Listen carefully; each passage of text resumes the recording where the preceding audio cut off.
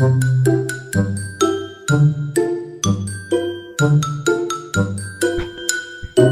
Mia, kau tak puasa ke? Oh, macam ni perangai kau ya. Siapa ajar kau tak puasa ni? Oh, ini aku tak boleh. Sabar bang, bagi adik terangkan dulu. Ish. Wah, terangkan. Kau dah kantoi dengan aku makan surang kat belakang ni. Wish. Dah lah tak pelawa pun kat aku. Aku pun nak juga. Hah? Abang nak makan? Nah. Ni pinggan bang. Abang makan. Ada kari ni semua.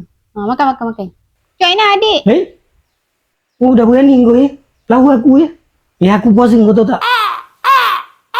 Kau. Aku tunggu je. Ni aku tak boleh ni.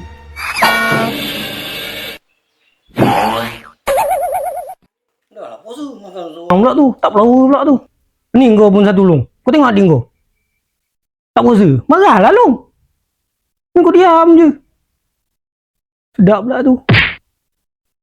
Aku dah tahu dah. Biar je lah, tak ada apa-apa lah. Kau biar-biar je long.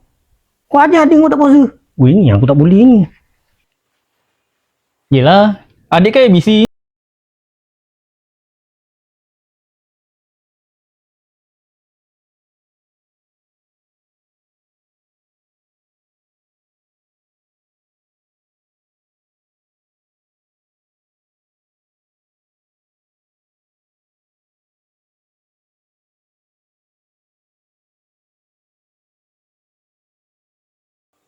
Dek, nanti kau belikan kalsium untuk abang kau tu.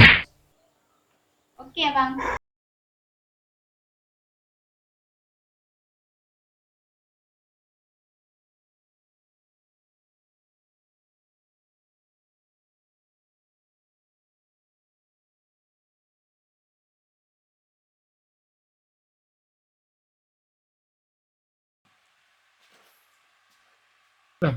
Tak boleh buat macam tu. Aku bukan apa long. Long, ngah. Makan. Ni, nasi ni baiknya. Makan tenggorak kau. Itulah kau. Membuta je kerja kau. Kena tutup pagi lah. Allah. Oh,